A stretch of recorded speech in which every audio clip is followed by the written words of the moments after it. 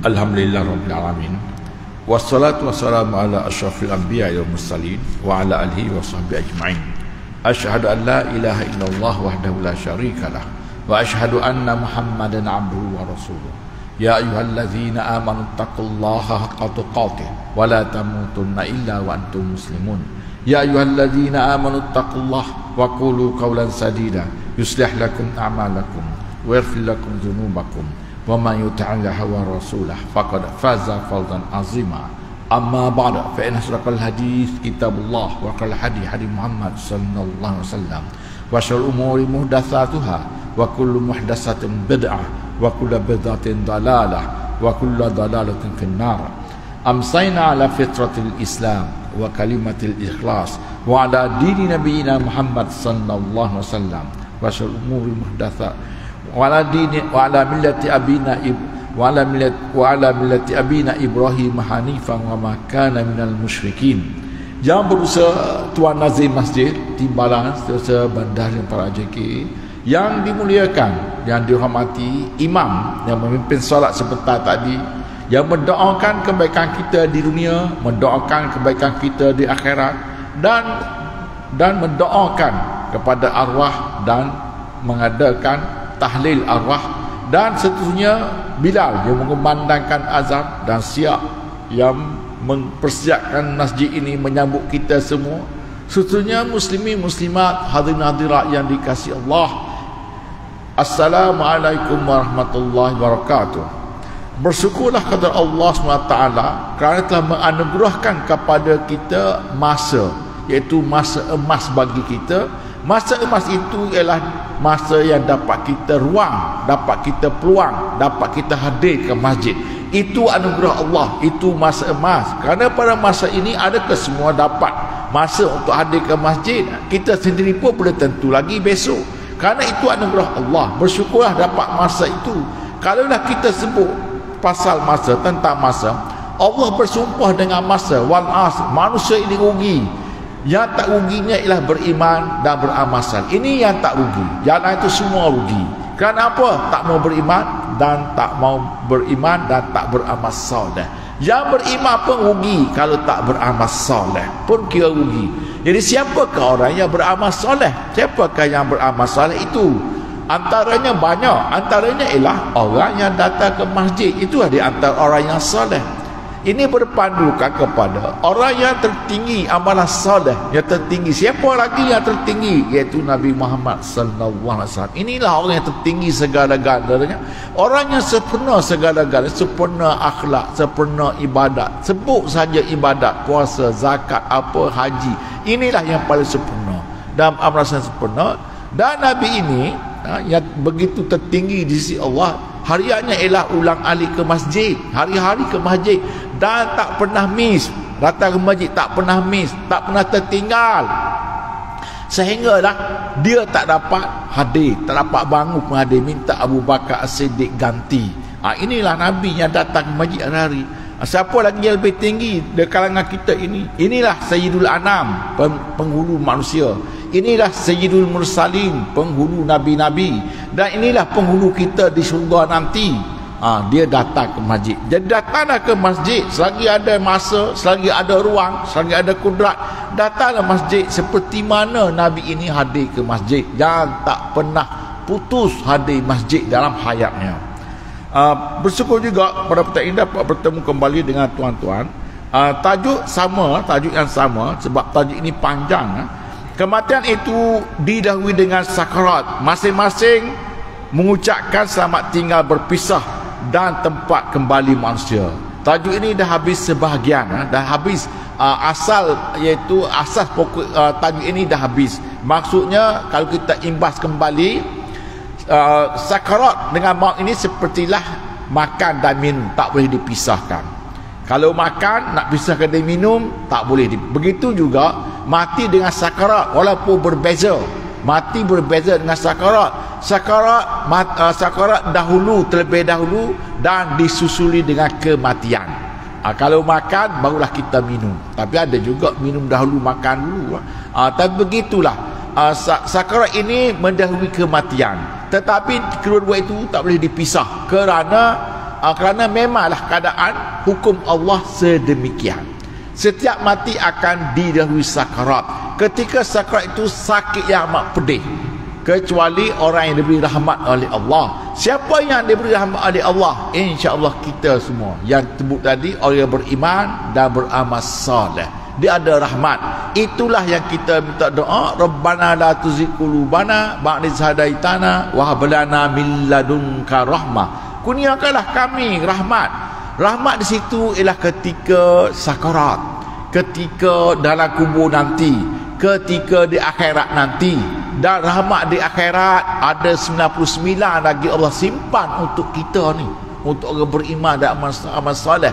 Ada 99 rahmat Allah beri kepada kita supaya kita ni mudah masuk surga, supaya kita ini mudah segala-galanya urusan di akhirat. Sebab di urusan akhirat itu banyak perkara yang huru-hara. Itu rahmat Allah. Baru satu beri kita di dunia, baru satu. Itulah rahmat Allah. Dan Nabi kita itu Nabi rahmat, baru satu saja. Dan Nabi itu wa ma arsalnaka illa rahmatan lil alamin. Dan Nabi Muhammad itu diutuskan untuk rahmat kepada kita semua, satu alam rahmat. Seorang kafir pun dapat juga rahmat, sebab Nabi ini untuk semua. Tetapi kalau kafir apabila mati tak dapatlah rahmat. Lain, berbeza. Atas dunia ini semua dapat. Itu hak Allah nak bagi semua. Tapi Allah pesan berimanlah semasa hidup ini. Kalau tak beriman, mati nanti tak adalah rahmat. Bahkan banyaklah keazaban dan kesesaan kepada orang kafir. Kerana Allah berfirman, walau tara iziz zalimuna fi ghamaratil maut. Alangkah dahsyatnya kalau kamu melihat orang-orang kafir ketika sakarat. Ketika sakarat. Kita insya-Allah alladzina tatawafumul malaikatu yatayyibin yaquluna salamun alaikum. Kepada kita malaikat mak itu datang beri salam dahulu dan dia menyampaikan khabar gembira. Itulah rahmat. Malaikat itu datang dengan penuh rahmat. Tajuk ini dah berlalu. Jadi kita imah begitulah dikatakan sakarat. Dan diceritakan tentang sakarat Nabi Musa, Nabi Isa. Nabi Musa apa dia kata, ketika aku sakarat, aku rasa seperti seekor kambing yang hidup, seperti seekor kambing dilapah hidup-hidup. Nanti korban ni, korban tak sembelih, dilapah hidup-hidup. Itulah sakarat yang Nabi Musa kata. Ataupun burung yang dipanggang hidup-hidup di atas bara api. Itulah sakarat yang Nabi Musa rasa. Dan antara Nabi digergaji, iaitu Nabi Zakaria alaihissalam digergaji. Nabi ini pun berbeza-beza antara semua. Itu adalah kalau Nabi semuanya itu adalah kemuliaan yang Allah tentukan kepada mereka. Jadi itulah bab ini tentang sakarat dan dahsyatnya sakarat. Dan Nabi ajar kepada kita, mintalah mudahkan sakarat, seperti mana Nabi Ibrahim pun minta sakarat. Nabi Ibrahim minta, Allah perkenankan. Tetapi oleh kerana dia Nabi, walaupun diperkenankan, ringan sakarat dia itu tak samalah dengan kita. Nabi minta, mohonlah kamu, Allahumma hawin alaina fi sakaratil maut. Allahumma a'inna ala ghamaratil maut. Kadang-kadang kita sebut ghamarat, kadang-kadang kita sebut sakarat, sama saja. Kita minta, itu Nabi doa kepada kita. Nabi ketika masuk dalam perkuburan, Nabi dongak atas, tunduk kepala, menitis air mata. Kenapa? Kerana ingatkan kita dalam kubur nanti bagaimana boleh lepas tak kita ni semua. InsyaAllah boleh lepas. InsyaAllah. Janganlah terpedaya sangat dengan dunia yang tipu daya ini, dan banyaklah dengan beramal soleh. Sebab hidup ini untuk beriman dan beramal soleh. Itulah hidup. Apa yang kita nak buat dengan hidup ini? Allah pun kata, wa ma khalaqul jinna wal insa illa liya'budun. Dan Allah sebut masa yang aku beri di waktu dunia ini untuk apa? Untuk beriman dan beramal soleh. Bersyukurlah kau dapat keimanan daripada Allah SWT. Seterusnya dalam bab ini telah diterangkan bagaimana dahsyat sakarat kepada semua, dan kita akan bertemu dengan Malikil Maut. Akan bertemu dengan Malikil Maut. Nak ke mana? tak akan lepas daripada malakul maut. Ainama takunu yudrikumul maut. Di mana kamu berada, kamu akan disambar kematian kamu. Di mana juga kamu berada, kamu akan disambar malakul maut. Itulah malakul maut. Dia kalau kita sebut kanan kita boleh sebut raqib. Kiri kita boleh sebut atid. Belakang kita, siapa belakang kita? Belakang kita tu malakul maut. Seperti kita berjalan dengan bayang-bayang kita. Itulah malakul maut. Dia ada belakang. Setiap di masjid ini ada. Sebab kita pernah dengar orang yang wafat ketika sujud ketika dahulu. Bermakna dia pun berlega-lega dalam ni, di belakang kita. Tunggu saja masa. InsyaAllah, seperti disebut dulu, kalaulah kita beriman dan beramal soleh, adalah rahmat untuk kita. Jadi huraian ulama telah diterangkan bagaimana sakarat, bagaimana Nabi menghadapi sakarat, dan diterangkan Nabi-Nabi semuanya menghadapi sakarat yang sebenarnya. Sakarat sebenarnya waja'atil haq, waja'atil sakarat bil haq. Datanglah sakarat dengan sebenar-benarnya, iaitu sakit dan pedih. Kepada nabi-nabi Allah semuanya dikenakan sakarat yang sebenar-benarnya, iaitu sakit dan pedih. Seperti nabi kita, Nabi Muhammad sallallahu alaihi wasallam, ketika dia sakarat hanyalah ada Siti Aisyah, dan Nabi angkat tangan ila rafiqil ala. Ketika Nabi keadaan begitu, Nabi sebut, aku ditekan sakarat. Aisyah lihat, Aisyah kata apa? Dahsyatnya Nabi ketika ditekan sakarat. Tetapi untuk Nabi bukan satu seksa. Nanti dia akan diterangkan nanti. Semua Nabi-Nabi dikenakan sakarat. Kepada kita Nabi suruh minta rahmat, iaitu mudah. Allahumma hawwin alaina fi sakratil maut. Jadi kita ada itu sedekah daripada Allah. Minta. Jadi kepada Nabi biarkan, sebab Nabi itu dia di sisi Allah untuk memuliakan Nabi. Jadi Nabi dikenakan rasa sekarat yang sebenarnya. Semua Nabi-Nabi sedemikian. Huraian ulama yang bahagian pertama ini mengingatkan kita janganlah terlalu alpa dengan dunia, janganlah terlalu lalai dengan dunia, jangan terlalu lalai sangat dunia. Imbang-imbanglah dengan akhirat. Imbang-imbanglah hidup ini dengan mati. Seperti mana selalu kita dengar, beribadatlah, carilah harta seolah kamu akan hidup 1000 tahun. Ingat beribadatlah pada malam harinya seolah-olah kamu akan mati besok hari. Itu imbangannya antara mati dan hidup, antara dunia dan akhirat. Itu imbangannya. Orang yang leka maknanya dia hanya dunia saja.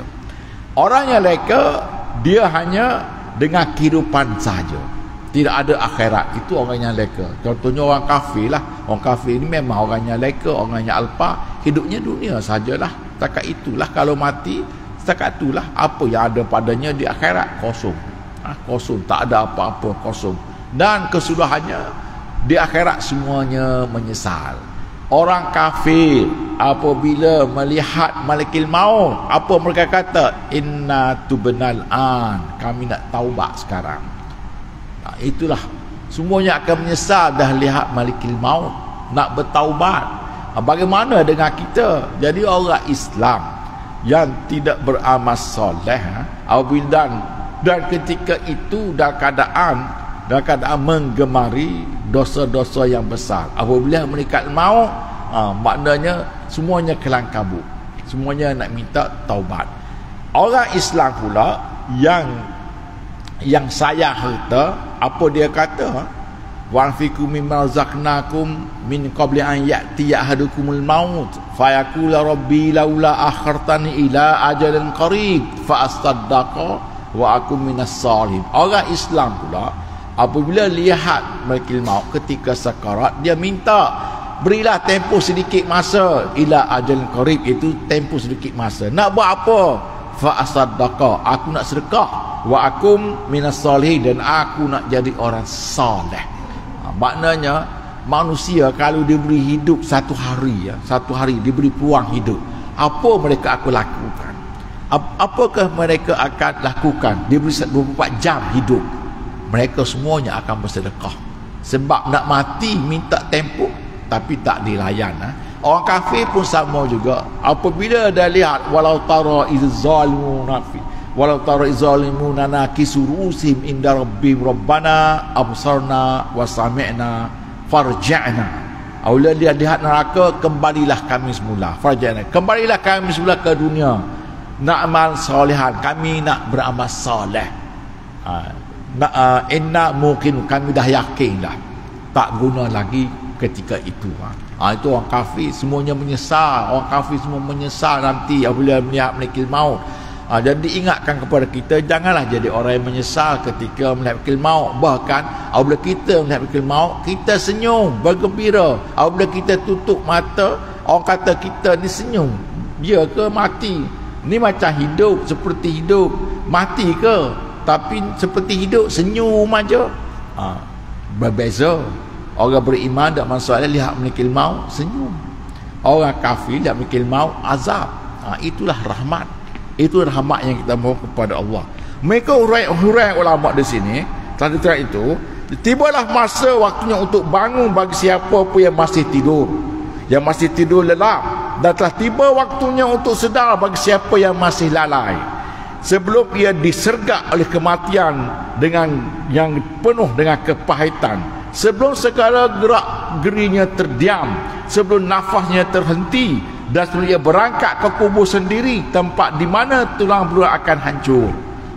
Jadi telah diingatkan dengan sakaratul maut, ulama kita pemengurang. Jadi tibalah masanya untuk sedar dan insaf. Hidup ini untuk apa?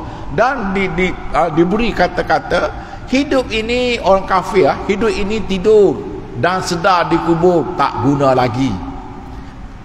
Kalaulah hidup ini tidur, bila kesedarnya dalam kubur tak guna lagi.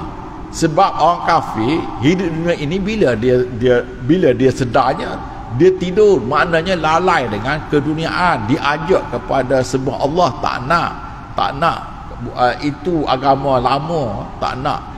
Sekarang ini dunia sekarang mana ada itu semua. Sekarang ini dah berubah, sedangkan hukum Allah tak pernah berubah. Jadi bila dia sedar, jadi orang kafir ni sedar, apabila masuk kubur barulah sedar hidup sebenarnya bukan seperti dia hidup. Apabila dah lihat muka dan nakir nak tanya, barulah sedar itu tak guna. Hidup yang berguna ini apabila hidup ini penuh dengan sedar nak mati, sedar, dan masuk kubur segar. Masuk kubur segar, tanyalah nak tanya apa, tanyalah nak tanya. Kemudian ditanya, malaikat itu akan tanya macam-macam. Kalaulah diberi kekuatan, dia berbahas dengan malaikat, tak ada masalah apa pun. Lain. Ini semasa hidupnya sedar, dalam kubur segar. Inilah orangnya. Inilah untuk kita. Biarlah dalam kubur itu segar, kubur itu syurga, kubur itu lapang. Dan sedarlah di dunia ini seperti dengan ulama ini. Dan apabila disebut dengan malakul maut, dengan dahsyatnya sakaratul maut, sedarlah hidup ini akan menghadapi itu semua. Dan kita ini ada rahmat. Dan kalau kamu sedar, bermakna kamu akan mahu rahmat.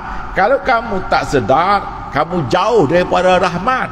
Apabila mati dalam keadaan kafir, adakah dapat rahmat? Itu kemurkaan. Mati dalam rahmat ini ialah mati dalam keredaan. Kalau kereda, Allah reda, dapatlah rahmat, insya-Allah. Jadi sedarlah, semua ini akan disergap dengan kematian. Sedarlah sebelum mati, sedang kamu akan berangkat ke kubur. Diriwayatkan oleh Umar Abdul Aziz. Umar Abdul Aziz ini khalifah Umawi, khalifah Umawi yang terkenal. Satu-satunya khalifah yang masih ada makam. Yang lain tak ada, tinggal dia seorang aja yang ada, masih ada makam, iaitu tempat perkuburannya. Khalifah ini terkenal. Khalifah Umar Abdul Aziz ini digelar Khalifah Rasyidin yang kelima. Kita tahu Khalifah Rasyidin ini ada 4 saja, Abu Bakar, Omar, Osman dan Ali. Sayyidina Osman, Sayyidina Abu Bakar, Sayyidina Omar, Sayyidina Osman dan Sayyidina Ali radhiyallahu anhum. Bermaknanya ulama sejarah, ahli sejarah kata ada seorang lagi kita boleh letak sebagai Khulafaur Rasyidin, iaitu Umar Abdul Aziz. Kerana adilnya sama seperti Khalifah Rasyidin. Pada zamannya ada disebut serigala dan kambing pun berkawan kerana rahmat. Wallahu a'lam, betul tidak wallahu a'lam, adalah disebut sedemikian kerana adilnya. Khalifah ini satu ketika khutbah Jumaat tak selesa. Kenapa tak selesa? Kerana bajunya masih lagi dalam keadaan lembab. Kenapa baju lembab? Bajunya tak sempat kering dibasuh. Kerana bajunya satu itu saja bajunya, tidak ada baju lain. Itulah khalifah, pemimpin yang besar. Khalifah inilah yang memerintah supaya hadis Nabi dikumpulkan. Bermulalah pengumpulan hadis atas perintah khalifah ini.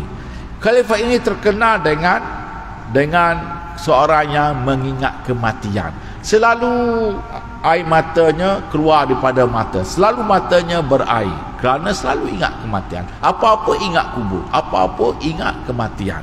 Ini Khalifah Umar Abdul Aziz yang juga dikenal Khalifah Umar Khattab. Dia tulis surat kepada gamno-gamno. Dia tulis surat, amma ba'du, aku pesankan kepada kamu semua, bertakwalah kepada Allah dan hati-hatilah dengannya. Jadikanlah takwa dan sifat wira'i sebagai bekal. Takwa dan sifat-sifat wara' ini tunduk dan takut kepada Allah. Kerana sesungguhnya kamu berada di negeri yang sebentar lagi akan dibalik dan berserta dengan penghuninya. Allah menyiapkan kiamat dan segala huru-hara. Ini kata sedarlah hidup ini, ada kiamat, ada apa. Jadi Imam Qurtubi bawa surat ini kepada kita supaya seorang khalifah menghantar surat kepada rakyat, itu kepada governor, tentang apa? Ingat ke perintah daripada pemerintahan. Rupa-rupanya buka surat, ingatlah mati, supaya governor-governor ini tidak menyeleweng. Ingat mati tu, supaya jangan menyeleweng sangat. Jadi khalifah ini terkenal dengan zaman keadilan. Itulah suratnya. Ingatlah akan kematian itu pasti tiba. Lalu dibaca kullu nafsin za'iqatul maut, kullu man 'alaiha fan, dan dibaca surah bagaimana orang kafir mati. Fa kaifa iza tawaffatumul malaikatu yadribuna wujuhum adbarhum. Bagaimana orang kafir mati nanti dipukul mukanya, ditampar mukanya, dipukul punggungnya oleh malaikat maut. Tangan malaikat maut ada ke tangan seperti kita. Orang kafir yang tegar ditampar dahulu dan dipukul punggungnya dahulu, barulah disentap nyawa itu sekaligus. Itu orang kafir. Kita ada khabar gitu, kita ada beri salam sampai khabar gembira, wahai roh yang baik pada jasadnya baik, keluarlah kamu. Diulang, roh pun keluar perlahan-lahan, tak sakit. Itulah rahmat yang Nabi suruh kita minta. Tapi Nabi sendiri menghadapi yang sebenarnya. Jadi itulah diingatkan. Surat ini ingat ke surat resmi pemerintah, tahap pemerintahan. Tengok surat tentang kematian. Kerana khalifah ini selalu ingat kematian. Matanya selalu berair kerana ingatkan kubur. Selalu pesan.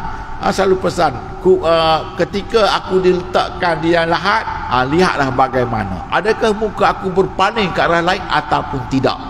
Andai kata kamu letak aku di dalam lahat, tiba-tiba muka aku berpaling ke arah lain, kau cepat-cepatkanlah timbus dan tinggalkan aku.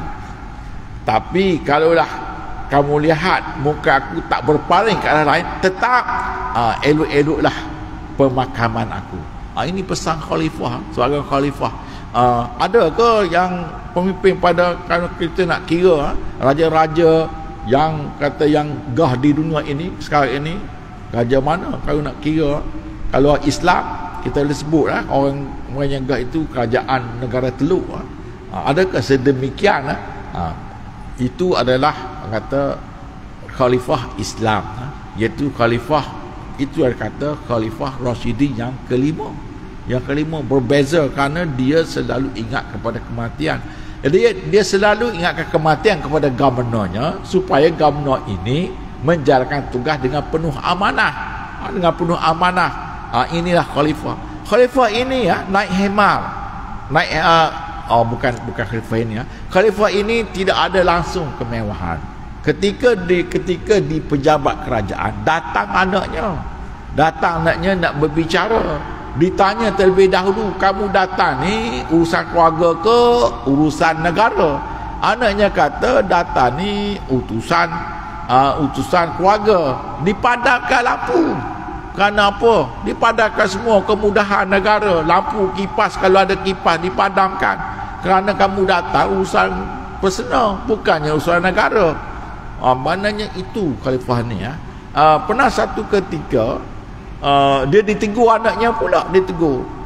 Apabila ditegur anaknya, dia kata sepatutnya ayah kena buat segera perkara ini. Ayahnya kata bagilah rehat sekejap. Anaknya jawab, tahu tak mati bila? Boleh agak ke selepas ini hidup lagi? Bengkas bangun khalifah ni, bengkas bangun. Segerakan apa yang tertangguh itu. Itu antaranya adanya khalifah ini. Dia hantar surat tentang kematian supaya semuanya berhati-hati ya. Pernah satu ketika dia jemput ulama-ulama. Jadi ulama ingat apabila khalifah ini jemput nak ada majlis apa. Apabila sampai berkumpul semua, apa diajaknya mengingat kematian, seolah-olah ada jenazah di depan. Ini Khalifah Umar Abdul Aziz. Ini sebab itu Imam Qurtubi bawa hal dia dalam ingatlah hidup ini, imbanglah hidup ini antara dunia dan akhirat. Imbanglah dunia ini antara dunia dan akhirat. Imbanglah dunia ini antara ibadat dan juga kehidupan dunia. Jangan terlampau lalai. Kalau dah lalai, apa akan jadi? Seperti sebut di tadi Pak Imam baca tadi, alhaakumut takasur hatta zurtumul maqabir. Kalau dah tak imbang hidup dunia, cari harta, lupa Allah, kemudian sedar-sedar dalam kubur, lupa punya Allah. Banyaknya silap hidup ini tapi ketika mengaku kesilapan itu ketika dalam kubur tak guna. Itulah diingatkan di sini ya. Huraian pasal kedua,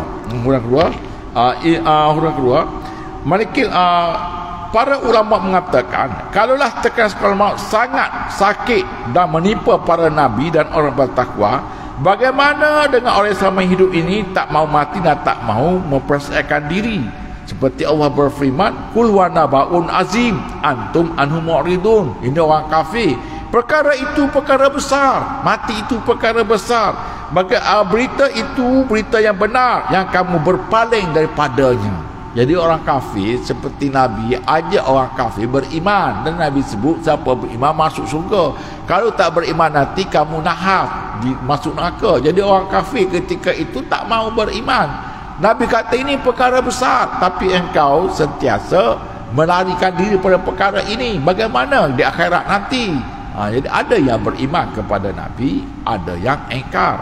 Jadi menurut ulama, dahsyat kematian sakarat dialami oleh para Nabi itu ada dua pelajaran. Ini diterangkan kenapa Nabi-Nabi dikenakan, ditekankan sakarat yang sebenar-benarnya. Semua Nabi menghadapi sakarat yang sebenar-benarnya. Sakarat sebenar itu adalah sakit dan pedih.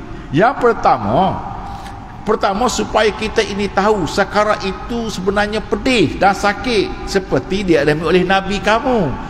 Nabi kamu sentiasa menyatakan sakarat itu sakit dan pedih. Dan apabila kamu melihat kematian seseorang yang lain, mesti berbeza.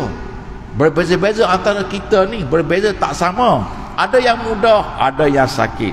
Tetapi kalau kamu lihat kepada Nabi kamu, dia menghadapi yang sebenarnya. Siapa yang lihat sakarat Nabi? Siti Aisyah. Sehinggalah Aisyah berkata apa? Aku tidak iri hati pun, aku tak peduli pun apabila orang mengatakan, ketika orang mengatakan atau aku melihat orang yang mudah mati. Kerana aku sendiri melihat dahsyatnya sakarat Nabi sallallahu alaihi wasallam. Siapa begitu Aisyah kata. Jadi Nabi ketika sakarat itu mengatakan ialah bahawa tidak, kerana kita tak tahu bagaimana adakah mati itu mudah ataupun keras, tetapi Nabi mengatakan keras dan Nabi sendiri mengalaminya dengan keadaan yang sebenar. Jadi kita pun mengetahuilah bahawa sakarat itu sebenarnya pedih dan sakit dengan Nabi kita, tetapi Nabi kita minta kita dapat yang mudah. Nabi sendiri yang susah. Namun ketika dia beri khabar bahawa para Nabi adalah orang yang pilihan Allah mengalami dahsyat yang macam itu, sesungguhnya kematian itu sangat menyakitkan kecuali dirasakan oleh para syuhada. Itulah kata. Jadi supaya mereka tahu betapa sakitnya kematian dan bersifat sangat rahsia sekali, iaitu lazim lihat pada orang yang akan meninggal dunia, ada yang melihat mudah dan gelisah, tetapi nyawa itu keluar dengan mudah, sehingga ia berkesimpulan bahawa mati itu satu peristiwa yang sangat mudah dan tidak tahu sakit kemudian. Namun apabila diberi khabar gembira, para Nabi yang paling pilihan Allah itu mengalami sakit yang benar. Jadi kita pun tahulah sakarat itu amat menyakitkan dan pedih. Kalau orang kafir azab, kepada Nabi bukan azab. Kepada Nabi sakit dan pedih, sebab Allah tidak azabkan Nabi. Allah tidak azabkan Nabi, tapi sebab sakarat asli begitu. Jadi kalau Nabi kena yang sebenar, Nabi pun mengalami sakit dan pedih. Seperti mana yang itu sebenarnya tujuan untuk kita mengetahui bahawa sakarat sebenarnya sakit seperti Nabi alami, dan dia sendiri beritahu kepada kamu sakarat itu pedih dan sakit. Yang kedua, ada sementara bertanya, kenapa Nabi mengalami sakit yang pedih ketika sakarat? Bukankah Allah sanggup memberi keringanan kepada mereka seperti pernah diberi kepada Nabi Ibrahim? Itu pun diringankan Nabi Ibrahim sikit saja, tetapi Nabi berkata seperti Nabi Musa juga sakaratnya lebih kurang juga. Itu pun tak diringan kepada Nabi. Jawabnya bahawa manusia paling berat menerima cubaan di dunia ialah Nabi. Seperti Allah berfirman, fasbir kama sabara minar rusul ulul azmi. Sabarlah kamu seperti sabar rasul-rasul ulul azmi. Kalau Allah padankan orang paling sabar seperti ulul azmi, siapa lagi yang banyak cubaan? Semua rasul ulul azmi ini cubaannya semuanya cubaannya ialah untuk dibunuh. Nabi kita dikepung untuk dibunuh. Nabi Isa dikepung untuk dibunuh. Nabi Ibrahim dicampak, bukan setakat dikepung, sudah dia pun campak dalam api supaya mati dalam api, tapi kuasa Allah menyejukkan api. Nabi Nuh pun sama, diugut akan dibunuh. Ini Rasul Azmi. Nabi Musa dikejar-kejar untuk dibunuh. Ini Rasul Azmi. Jadi mereka ini tertinggi, tapi ketika mati dikenakan sakarat sebenar-benarnya. Jadi itu semua. Dan jadi Nabi ini, jadi manusia yang paling berat menerima cubaan adalah para Nabi, dan seterusnya seperti satu hadis diriwayatkan oleh Bukhari sahih daripada Nabi kita, kalau Allah ingin mencuba kepada Nabi ini, mereka akan menyempurnakan keutamaan-keutamaan mereka di matanya. Dari Nabi ini, kalau Allah nak beri kebaikan, Allah akan uji dengan keutamaan di depan mata Allah sendiri, dan meningkatkan dan tujuan meningkatkan derajat mereka di sisi Allah, dan bukan mereka harus diazab, dan Allah berkehendak mengakhirkan hidup mereka ini dengan cubaan yang berat, meskipun dia sanggup meringankan. Itu semata-mata untuk mengangkat darjat Nabi dan memberi pahala yang besar sebelum mereka meninggal dunia. Jadi Nabi ini sentiasa diuji dengan ujian yang berat. Nabi-Nabi ini apabila sampai waktunya untuk wafat, ketika itulah diberi ujian lagi. Itu semata-mata untuk mengangkat darjat, mengangkat darjat Nabi dan menyempurnakan kenabian. Seperti mana mereka kata Nabi Isa mengatakan sakarat itu sakit, Nabi Musa mengatakan sakarat itu sakit. Jadi semua Nabi mengatakan berhati-hati dengan sakarat, kerana sakarat itu sakit, dan dia menghadapi yang sebenarnya. Dan untuk menyempurnakan kenabian dan darjat mereka, kerana mereka ini tetap diuji oleh Allah sampai akhir hayatnya. Apabila nak wafat, apa lagi ujian Allah kepadanya untuk meningkatkan darjatnya, iaitu sakarat. Sebab itulah Nabi mengenai sakarat yang sebenarnya. Dan seterusnya yang ketiga, sakarat ini berbeza-beza antara seseorang, tak sama. Ada yang mudah ketika tidur, ada yang jerih, ada yang sakit, berbagai-bagai. Itu semua kuasa Allah Subhanahu Wa Taala. Tak sama. Tak sama orang kafir dengan orang Islam. Sesama orang Islam tak sama mengikut darjat masing-masing. Itu semua kuasa Allah. Itu semua kuasa Allah. Dan Nabi selalu diingatkan supaya kita ini mohon sakarat, supaya dapat rahmat ketika sakarat. Kerana perbezaan itu mengikut bawaan masing-masing, bawaan kita. Perbezaan itu mengikut bawaan kita. Kalaulah bawaan kita itu beriman dan banyak beramal soleh, lainlah, mudahlah. Tapi kalau orang kafir, bolehkah dia dapat mudah? Jadi ada juga yang dapat mudah. Orang kafir pun ada yang dapat mudah, iaitu mereka ini melakukan kebaikan. Melakukan kebaikan, Allah beri kematian yang mudah, tetapi tetap masuk neraka. Setakat itu saja di dunia. Ada juga orang kita nampak susah, tetapi diingatkan susah itu kerana dia ditekan dosa-dosanya dengan tujuan untuk menghapuskan dosa itu. Ketika sakarat dia ditekan dosanya, Nabi kata dosa yang menekankannya itu akhirnya dosa-dosa itu pun terhapus dengan kematian. Jadi dia mati dalam keadaan yang bersih. Bermaknanya berbeza-beza. Itu mengikut bawaan masing-masing. Kalaulah bawaannya beriman dan beramal soleh, tak sama dengan yang lain. Antara yang beriman dan beramal soleh pun berbeza-beza. Antara Nabi dengan Nabi pun berbeza-beza, tak sama. Itulah kata, itu kuasa Allah SWT yang mengingatkan kepada kita ini. Walau bagaimanapun Nabi kata sakarat yang sebenarnya itu sakit dan pedih. Untuk kita ini ada rahmat, mohonlah rahmat itu supaya kita ini semuanya mudah nanti. Bukan setakat sakarat, dalam kubur nanti pun mudah. Itu semua mengikut bawaan masing-masing. Apabila masuk kubur, bawaan kita pun ikut. Kalau banyak amalan soleh pun ikut kita bersama kita dalam kubur dan kekal bersama kita sampailah kita dibangkitkan. Apabila kita dibangkitkan, dia pun ikut. Ini kata bawaan. Apabila kita dibangkitkan, dia pun ikut. Amalan soleh kita pun ikut kita sebelah dibangkitkan. Dia jelma. Amalan soleh itu dikatakan menjelmakan diri kenderaan untuk bawa kita pada mahsyar. Jadi kita bangkit, dia pun tawarkan diri, naiklah atas ke belakang aku. Dia jelma seperti keldai ke bara ke, wallahu a'lam. Itu amalan soleh. Jadi itulah hidup ini supaya beriman dan beramal soleh.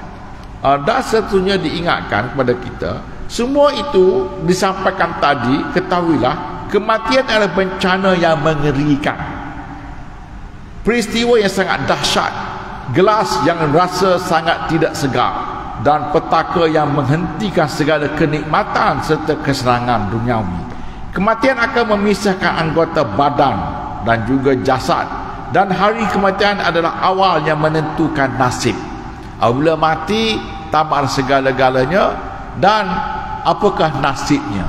Nasibnya itu ialah mengikut bawaannya. Allah berfirman, sibghatallah wa man ahsanu minallahi sibrah wa nahnu lahu abidun. Celupan Allah, mana lagi ada celupan yang terbaik daripada celupan Allah, dan kamu dah beribadat kepada Allah. Jadi semasa hidup ini, kalaulah kita masuk acuan Allah, apabila kita mati nanti, kita keluar seperti acuan itulah. Seperti kuih, orang yang bisnesnya menjual kuih, banyak acuan, berbagai-bagai acuan. Kalaulah acuan bunga, dia akan keluar seperti bunga tadi.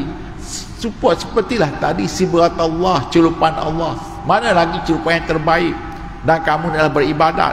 Kalaulah kita celupkan diri kita dalam celupan Allah, kitab Allah dan sunnah Nabi, apabila kita mati, kita akan keluar daripada acuan itu.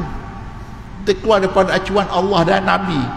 InsyaAllah baiklah kita segala-galanya. Tapi masuk acuan lain, acuan lain. Maknanya apabila mati kita keluar seperti itulah. Itulah bawaan. Itu dia katakan bawaan masing-masing. Jadi bagaimana acuan yang tidak Allah iktiraf nak jadi iktiraf mereka pada ketika mati nanti. Itulah yang diingatkan kepada kita. Berhati-hatilah dengan kehidupan. Kehidupan wa mal hayatud dunya ila mata'ul ghurur. Hidup ini tipu daya semata-mata. Wa mal hayatud dunya ila mata'ul ghurur. Hidup ini mata yang benda yang sikit saja. Jadi takat itu dapat saya sampaikan. Yang baik itu hidayah Allah SWT yang buruk daripada saya sendiri, dan yang baik itu adalah yang sebaik-baiknya kita ingatkan diri kita juga.